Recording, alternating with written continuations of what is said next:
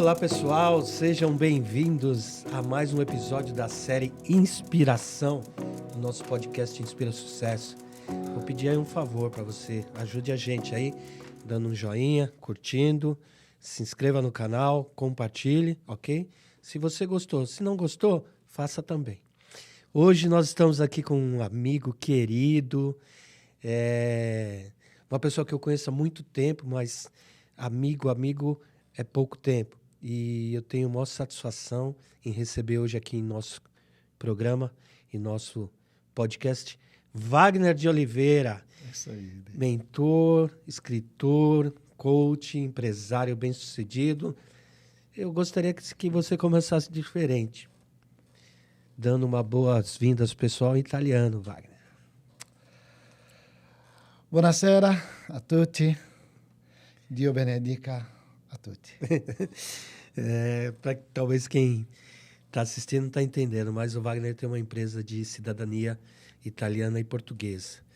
Então, Wagner, para começar aqui, falando do nosso capítulo, do nosso livro Inspiração, quem é Wagner de Oliveira? O Wagner de Oliveira é um menino muito pobre, um menino que nasceu pobre, um menino que tinha todas as possibilidades de não dar certo. Mas alguém que acredita sempre, alguém que tem em Deus o seu guia, o seu mentor, aquele que dirige os caminhos, e alguém que, em função disso, vai em todas as bolas para marcar o gol. Né? Alguém que não tem medo de errar, mas está sempre batalhando para alcançar o seu objetivo. Legal, Wagner, seja bem-vindo. Então, já entrando nesse assunto, que você já falou da sua infância um pouquinho, que história é essa que é o menino da Rua do Cortiço? Então, conta pra gente desde o início aí. A rua chamava Cortiço mesmo? Não, a Rua do Cortiço ela não existe. Né? Eu moro na periferia, morei na periferia de Arthur Alvim ali. Né? Na Rua do Cortiço tem uma escola municipal. É uma rua privilegiada. Mas essa questão da Rua do Cortiço era aquelas intrigas do pessoal da rua de cima, com o pessoal da rua de baixo. Todo dia aquela coisa de um quer irritar o outro, um quer sacanear o outro, né? E a gente brigava todos os dias, cara. Eu brigava lá com meu amigo Roberto todos os dias. E aí o pessoal da rua de cima resolveu dar um apelido para a nossa rua. E chamou a nossa rua de Rua do Cortiço. Mas a Rua do Cortiço é um lugar legal. Né? A Rua do Cortiço, ela tem muita gente boa. Hoje, se você for lá, você vai encontrar pessoas muito do bem.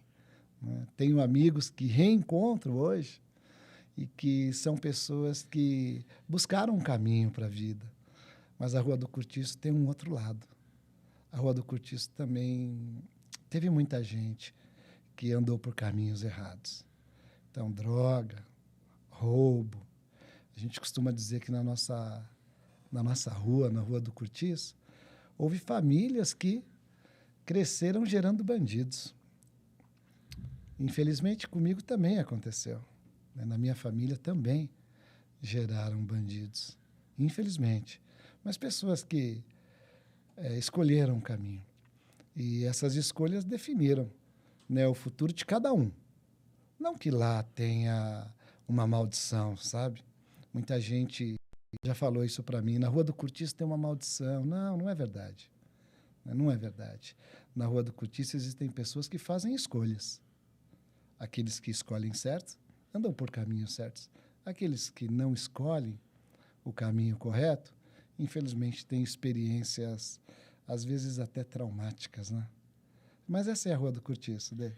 Mas que legal, Wagner. E você entra num assunto que você fala um pouquinho do teu livro, mas se a gente for analisar, é bem profundo essa questão das nossas escolhas, né?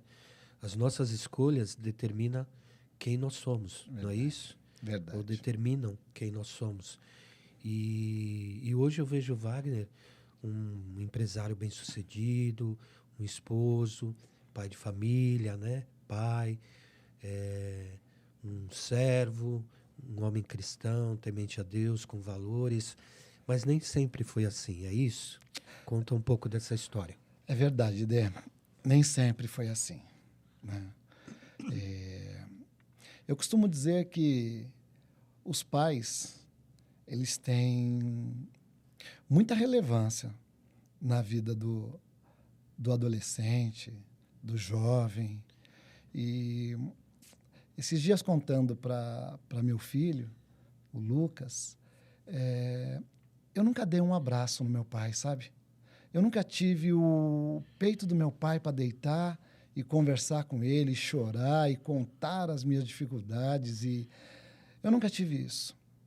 Eu não sei se por causa da formação dele, se ele também recebeu isso, mas o meu pai só levava a gente para jogar futebol. Eu jogo futebol desde os 5 anos de idade, né? E isso não trazia para mim uma formação boa. Eu não era um bom aluno na escola, não era. Eu era dos medianos, mas eu era alguém que gostava muito de fazer as coisas, sabe? Eu participei de centro cívico educacional, eu estava sempre nos times de futebol, de vôlei, de handebol da escola. Eu era o esportista, porque era isso que o meu pai queria.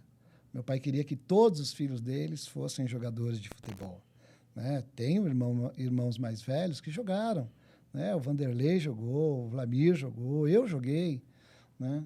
Nem todos tiveram uma carreira boa, né? Infelizmente, eu conto isso no livro, e eu tive um rompimento do ligamento cruzado muito cedo, e isso me tirou a possibilidade de ter esse sonho, né? De ser um jogador de futebol que passa na cabeça da maioria dos adolescentes da periferia.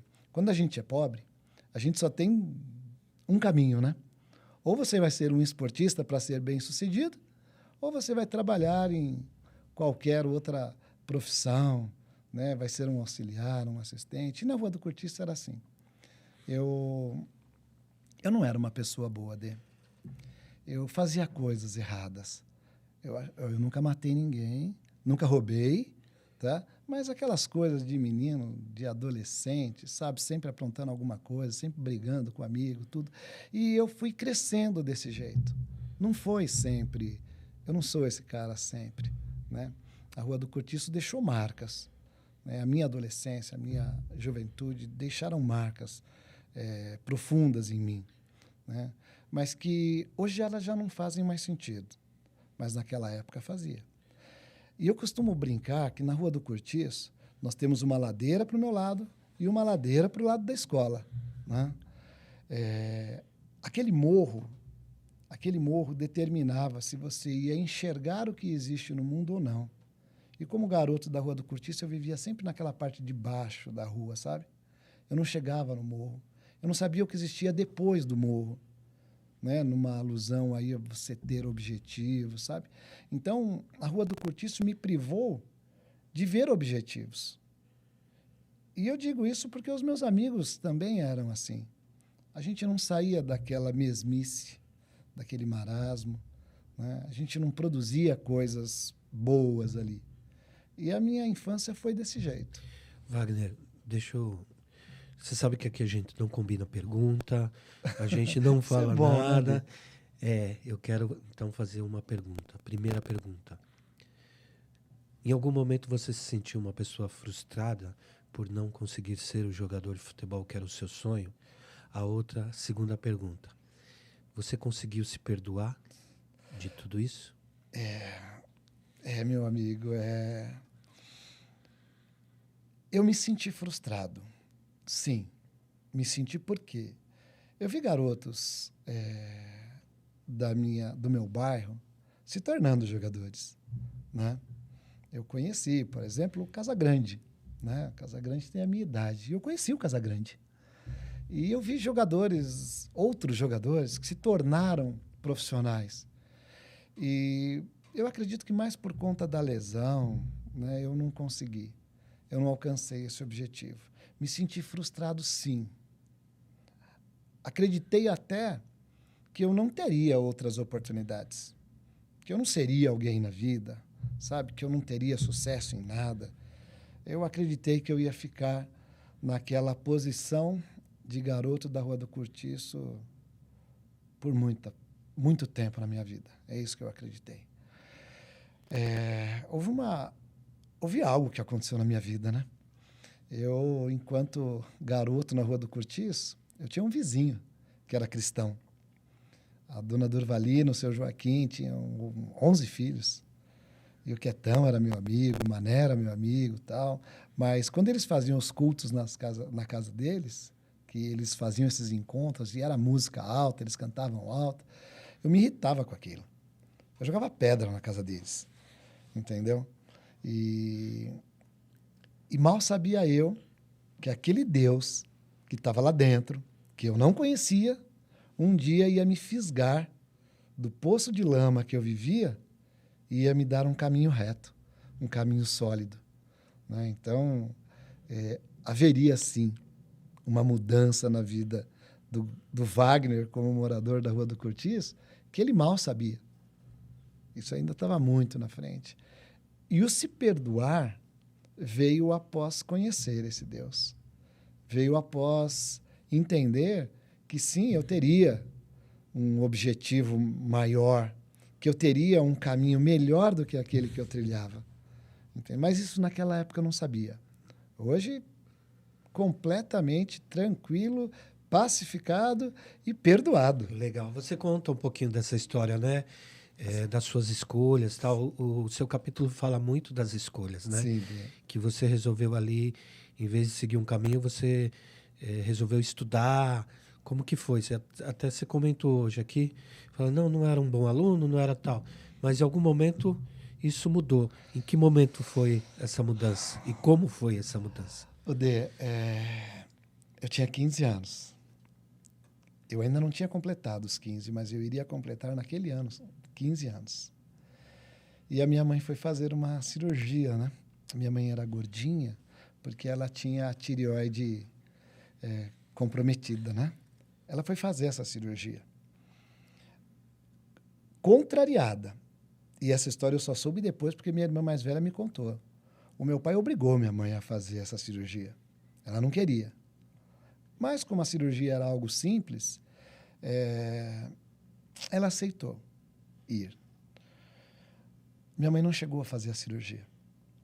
A minha mãe, no meio da noite, tomada por um pânico ao ver uma companheira de quarto falecer, ela faleceu de susto. No óbito dela, consta que ela teve uma parada cardiorrespiratória por conta de um trauma emotivo. E a minha mãe morreu dessa forma. E para mim, foi o maior choque que eu tive até aquele momento, né? Eu não compreendia o motivo daquela morte acontecer, né? Eu conto no livro que ela veio sem dó nem piedade, né? Porque coisas ruins acontecem. Há pessoas boas, há pessoas ruins, mas elas acontecem. E aconteceu comigo naquele momento. Ao acordar no dia seguinte, eu entendi que a morte da minha mãe só ia fazer sentido se eu fosse uma pessoa melhor. Se eu deixasse aquele estereótipo de menino mal-sucedido, de menino da Rua do Cortiço. Então, o que me levou a estudar foi a morte da minha mãe. Eu tinha que ser melhor, entendeu? Eu tinha que valorizar a minha mãe. A minha mãe, ela me ensinou que a gente precisa suportar e superar esses desafios da vida olhando para o futuro com uma nova perspectiva. E foi isso que eu entendi naquele momento. Eu tinha que ter uma outra perspectiva. Eu não poderia ser o menino da Rua do Cortiço. Eu não poderia mais ser aquele adolescente que não ia alcançar nada na vida. Eu tinha que mudar aquilo. E eu resolvi estudar. Essa foi a grande mudança dele. Eu acredito que o primeiro livro que eu li foi aos 15 anos. Sem contar os livros do ensino fundamental, né? Mas livros, assim, livros de inspiração, livros que podem te motivar a trilhar caminhos diferentes.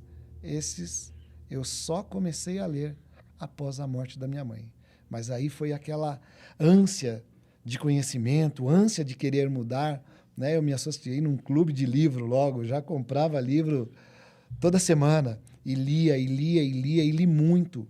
E encontrei também, e isso é um diferencial, né? E isso eu digo para os garotos da Rua do Cortiço, que é um grande diferencial.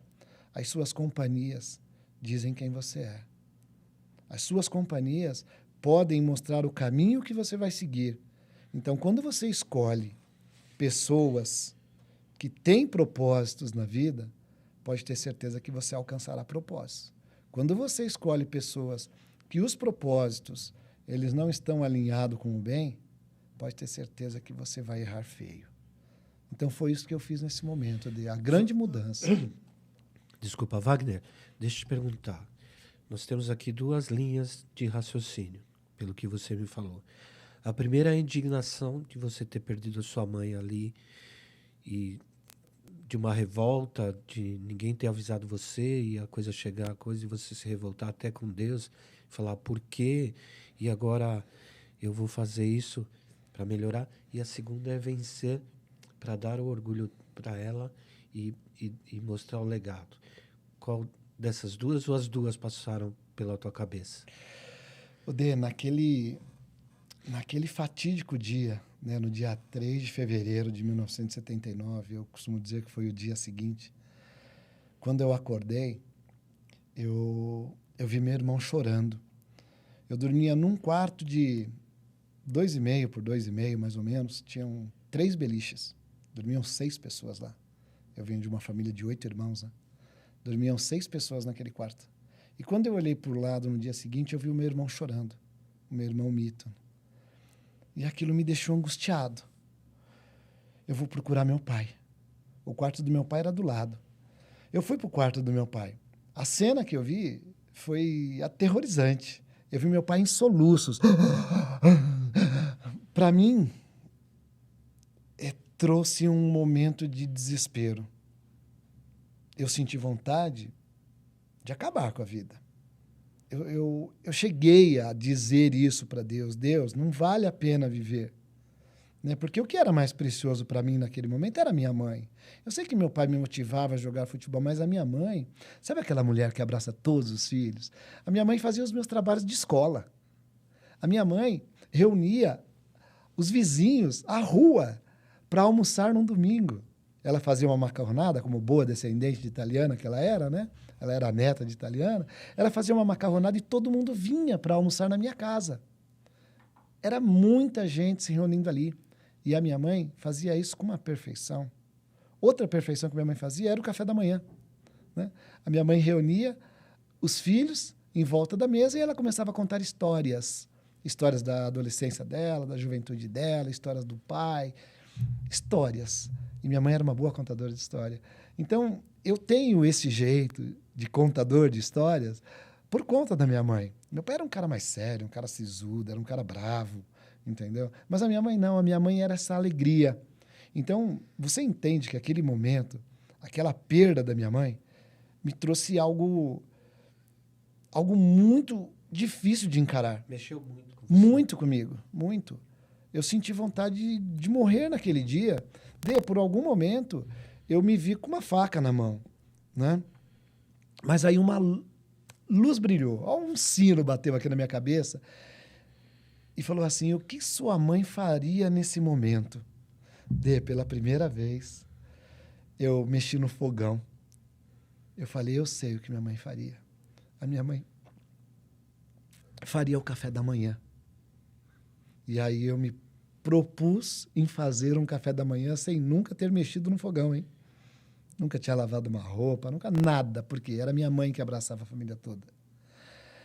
E nesse dia eu pude perceber ações que minha mãe teriam sendo feitas através de gestos meus. Eu fiz o café da manhã, eu arrumei a mesinha, eu chamei meu pai. Pai, vem tomar café comigo, fui eu que fiz o café. A minha outra irmã também veio, mais velha, né, a Regina. E eu fiz o café da manhã dele. E aquilo me trouxe alento.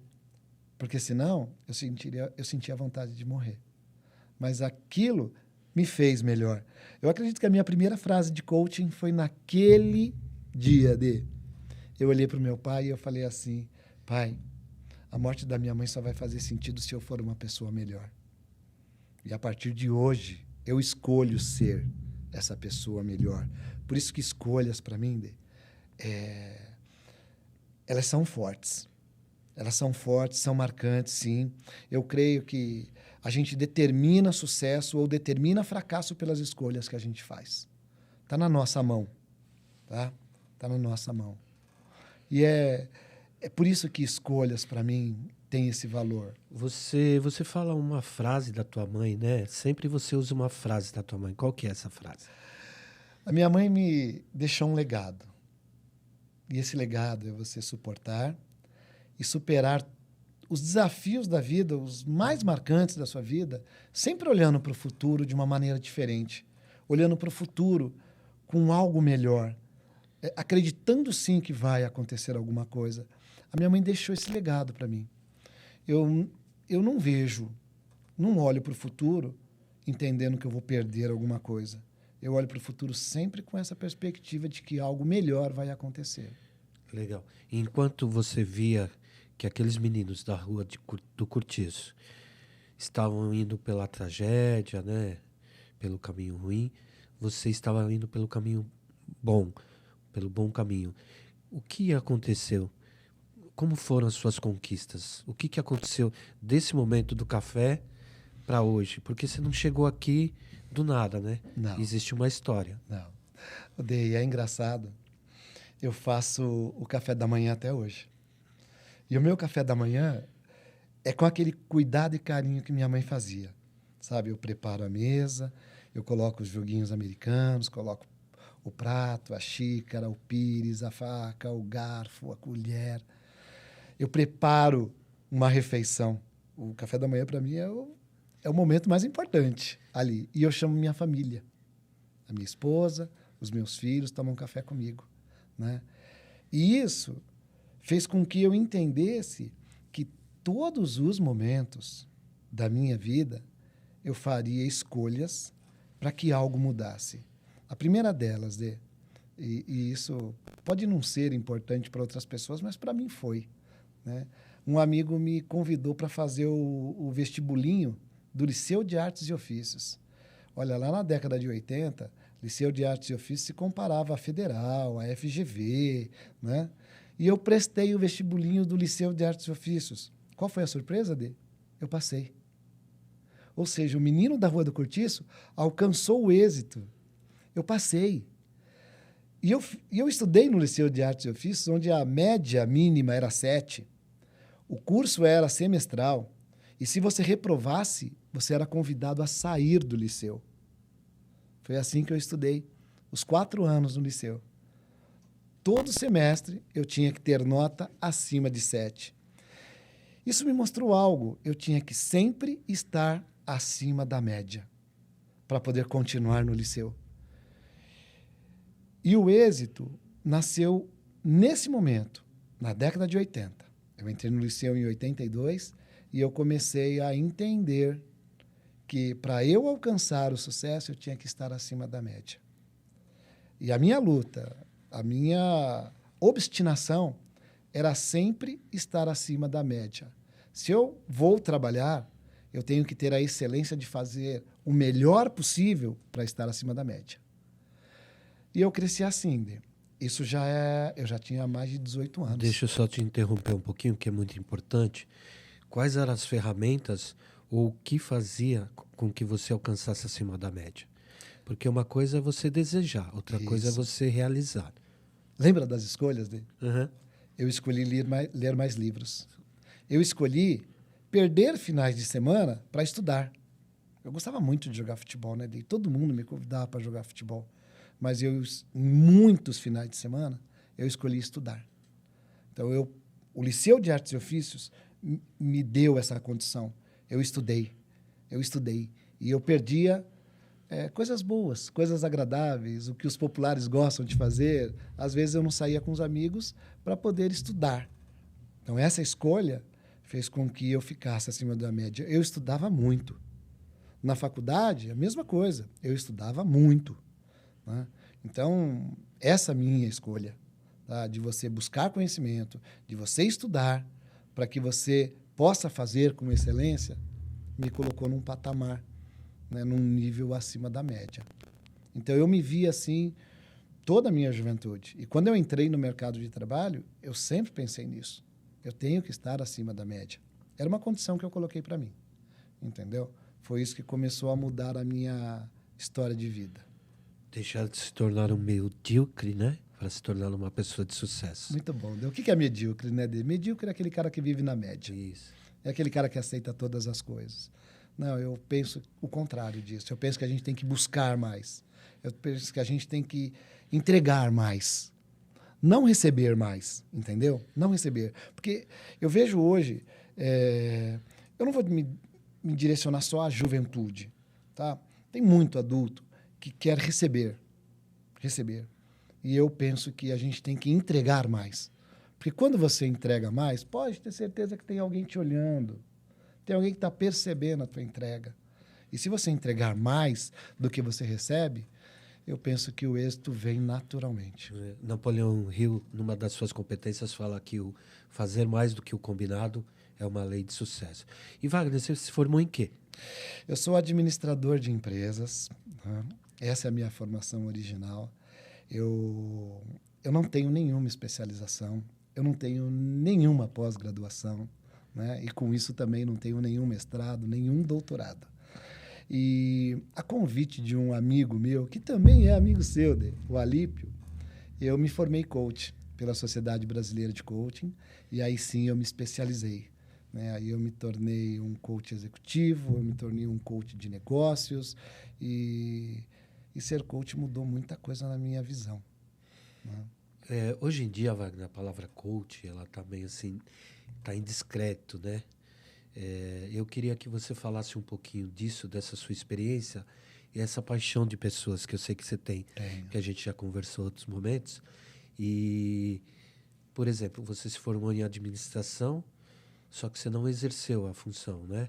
Você depois, eu acho que veio para a área comercial, se eu não me engano, você falou alguma coisa. Mas o que te despertou a essa paixão por pessoas? Na realidade, a paixão por pessoas, ela sempre existiu. E ela veio da minha mãe. Lembra que eu contei dos almoços na casa do meu pai? Ela reunia pessoas. E aquilo era um momento muito alegre. Então, isso sempre esteve comigo. Era algo que não estava desabrochado, era algo que estava lá intrínseco, né? Presa lá dentro de mim. Mas a administração me trouxe conceitos de companhia, de organização, me trouxe conceitos de gestão de pessoas e eu passei a treinar pessoas. Né? Então, desde do começo da minha carreira, eu sempre trabalhei no desenvolvimento de pessoas. O coach veio para me trazer conteúdo técnico. Você tem razão. Hoje, o termo coach ele está prostituído, porque todo mundo é coach. Toda profissão é coach. E eu não penso nisso.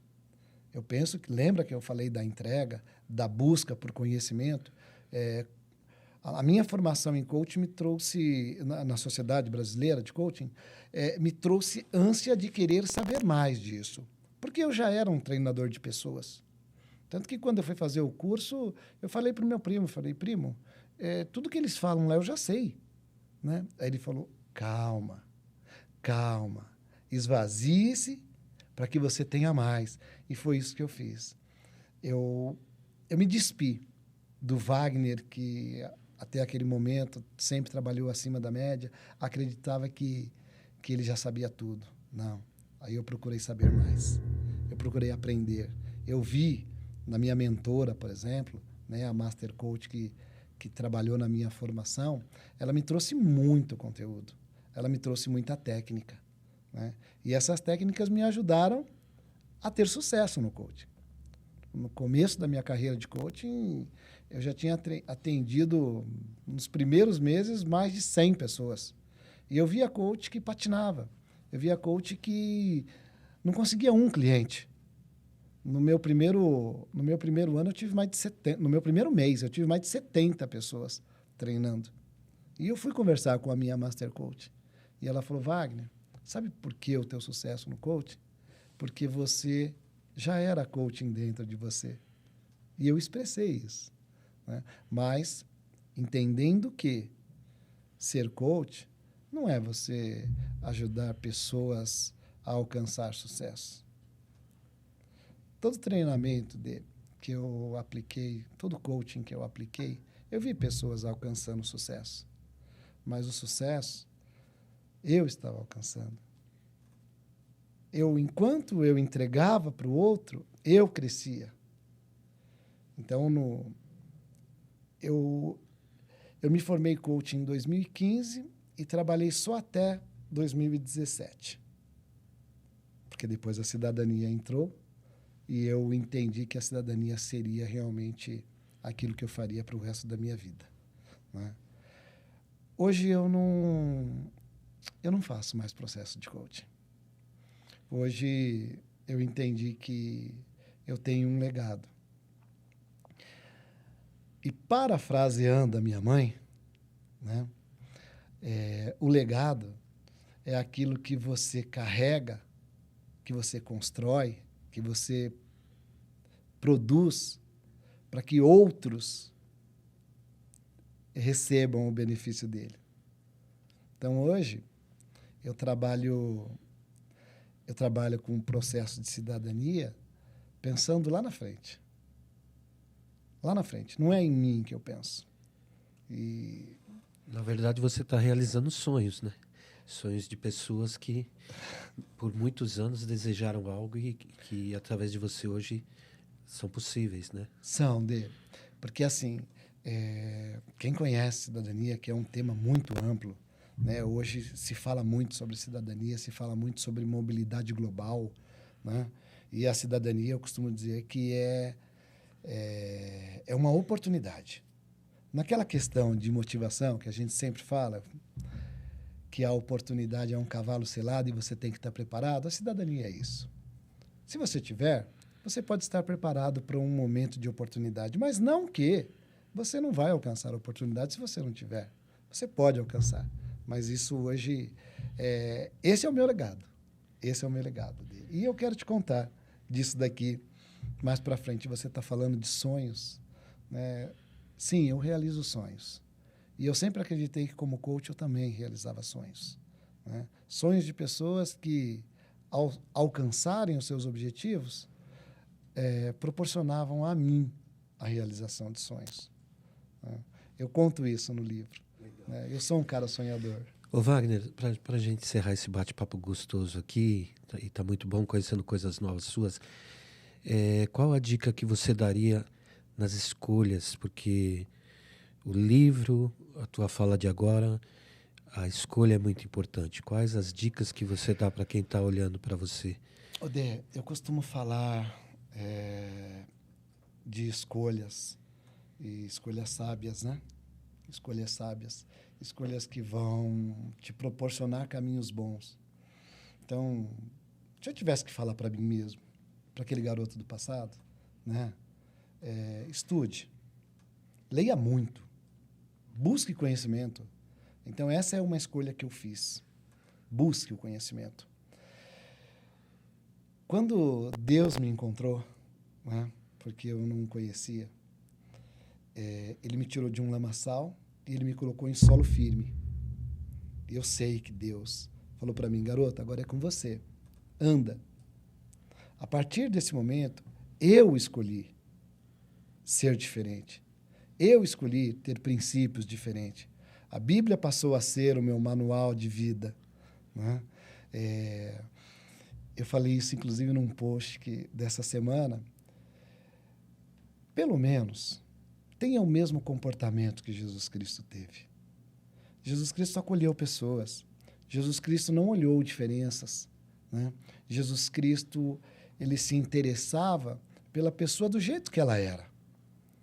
E é isso que eu escolhi e oriento as pessoas a escolher. Escolha acolher pessoas. Escolha cuidar de pessoas.